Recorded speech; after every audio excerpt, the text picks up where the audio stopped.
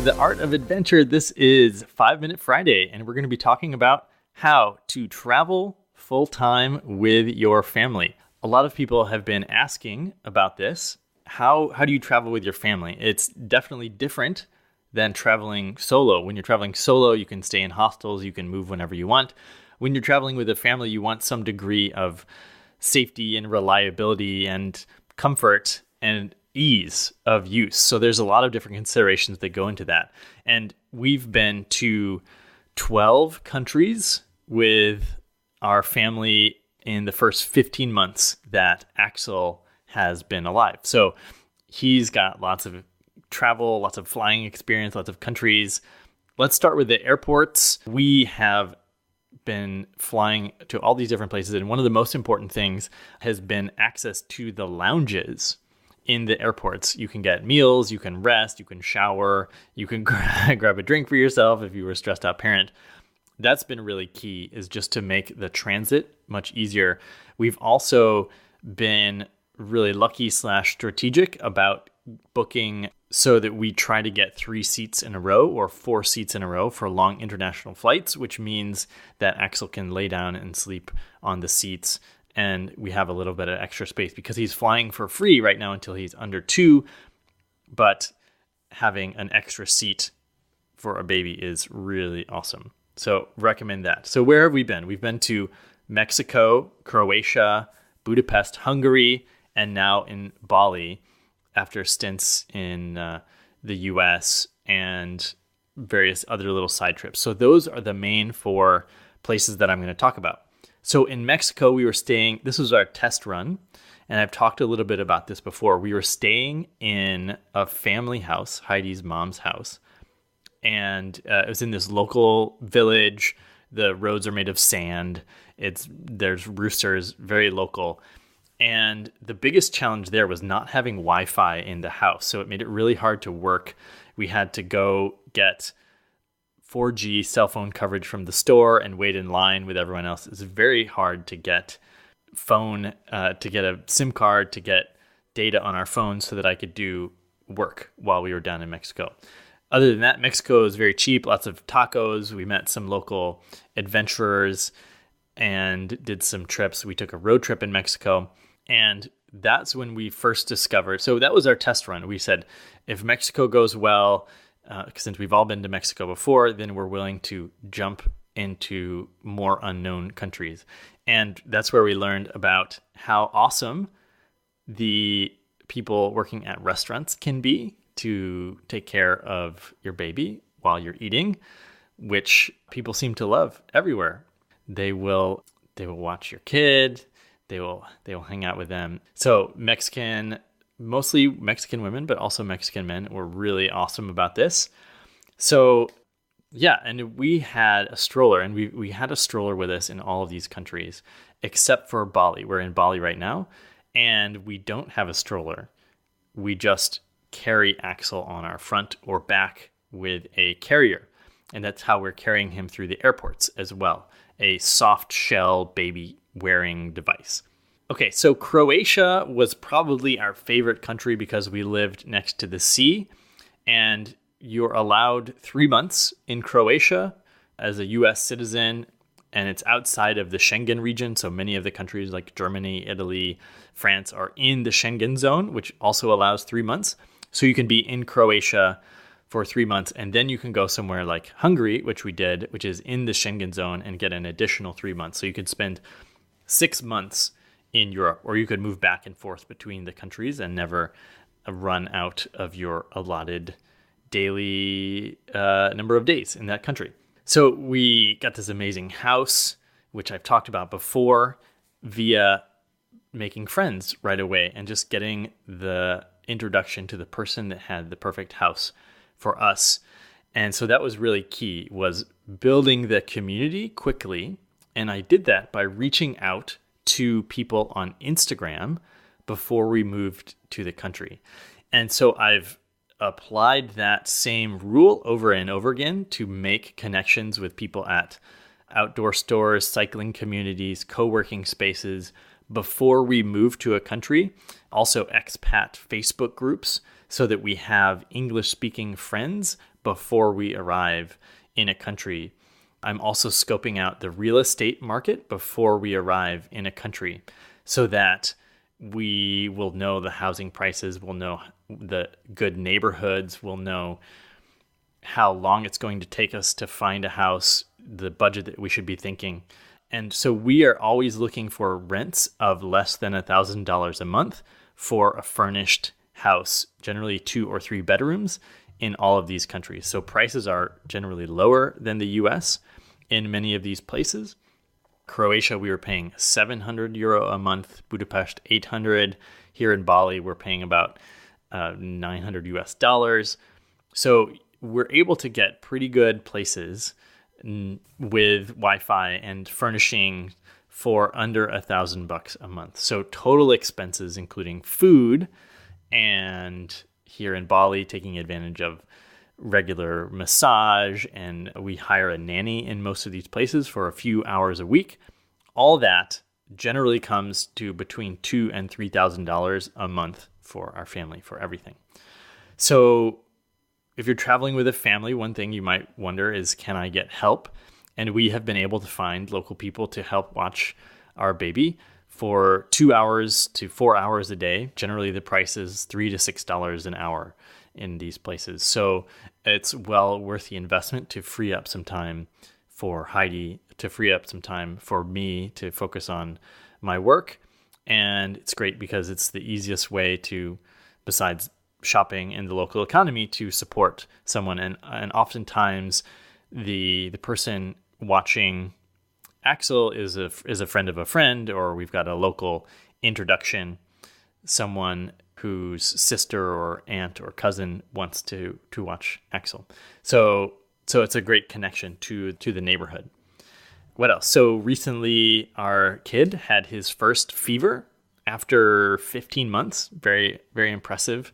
He had a fever for a day, and we took him to see the doctor. Basically, we are relying on local doctors in all of these places, local dentists. In Hungary, I had a filling come out, and I went and got the filling replaced in Hungary.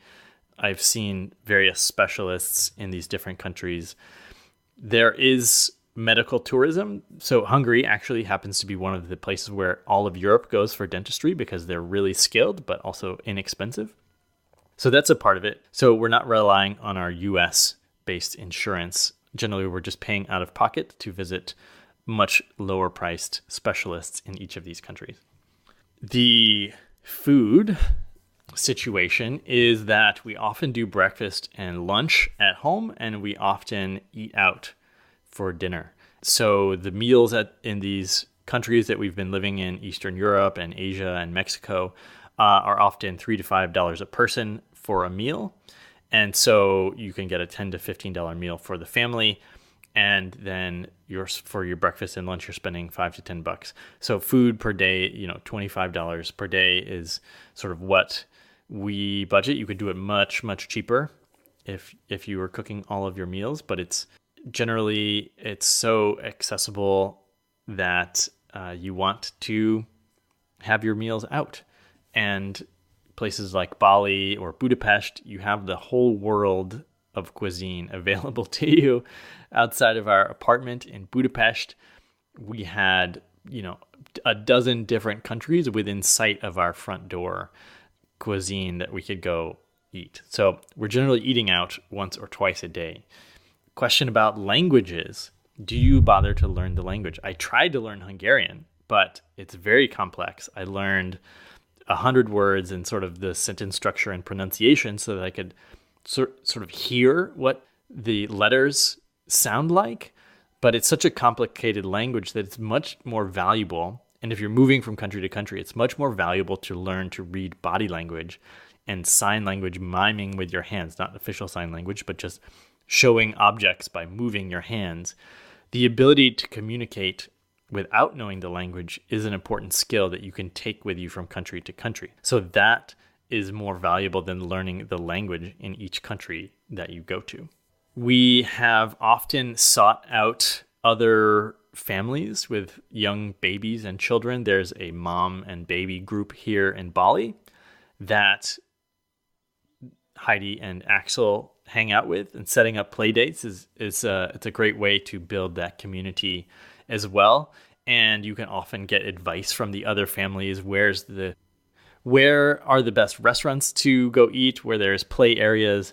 Where are the best activities to take your baby so that they can walk around? Here in Bali, there's actually less space for them to wander and walk. Either they're in the home or they're at a restaurant, and they can sometimes disturb other guests at a restaurant. So actually, America is one of the best places because there are parks and zoos and museums and places to walk with your kid in a stroller. So actually, that's one of our favorite things about America is the public spaces. We have often got 2 or 3 bedroom houses, and we've had lots and lots of guests come and stay with us.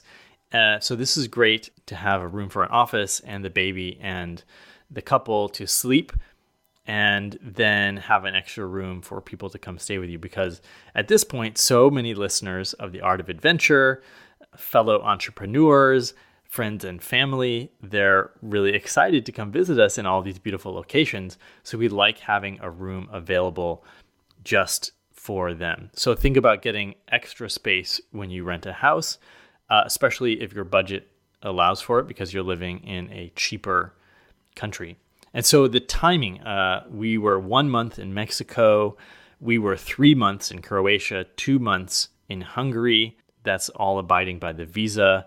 And then here in Bali, we're going to probably do 4 months, which means we're going to have 60 days. We're going to leave and then come back and have another 60 days. We'll actually leave Indonesia and go to another country to reset the timer on the amount of time that we can stay here. One thing that we've found is that when moving to a new country, it takes 3 weeks to adjust to the routine. And it's important to remember because while you're adjusting, things are going to be more challenging and you're more likely to have friction in your family. The baby was more likely to be fussy and not sleep well. Heidi and I were more likely to have arguments or just really need to focus on our communication when moving to a new place, because you have to find where your grocery store is. You have to get used to the noises outside of your bedroom at night. You have to get used to the jet lag and the local traffic patterns and all of these things that take some time to get used to, which is why you can either do short-term travel. You can pop into a city and visit it for a couple days. You don't have to worry about getting used to it. The other thing, if you're going to do long-term, it's going to take you 3 weeks to get used to a place. So 3 months is a good amount of time because then you have a couple months to enjoy the city that you're in after you've gotten used to it. So how do we pick which city we're going to live in? We knew that we wanted to be in Croatia or Hungary or Bali, but how do you pick what town that you want to live in? And we're actually using a website called Nomad List to help us investigate. And this list is compiled by nomads and they give ratings. So how good is the Wi-Fi? How good is the weather? How safe is it? How gay friendly is it? How cheap is it? All these different metrics that you can sort cities in different countries by. And so in Croatia, there wasn't actually that many expats living in the town of Zadar where we decided to go. But all the metrics lined up: good weather, available housing because it's a tourist hotspot. There is co-working spaces. There's good neighborhoods to live in. So all the things that we sort of researched and found that we like, that's what we're looking for. And so when we came to Bali, we decided to live where our friends are in Ubud instead of living at the beach in Canggu. In Budapest, we had connections to people in Budapest. I was speaking at a festival in the city. Rather than living out in the country, we decided to live right in the heart of this old European city in Budapest. So hopefully that has answered most of your pressing questions. How do you travel with a family full time? How do you live? This is our third different continent that we've lived with our family on. And once you do it, once you start going, it's easy to keep going. It's the hardest thing is to just get out for the first trip, for the first new country to live in with your family. You have to figure out what you're going to do with your house and car back in your home country and figure out all these little details. And once you do it, you can just keep going and it gets easier and easier. That's all for this episode. Thanks so much for listening. Now it's your turn to go out there and be adventurous with a family.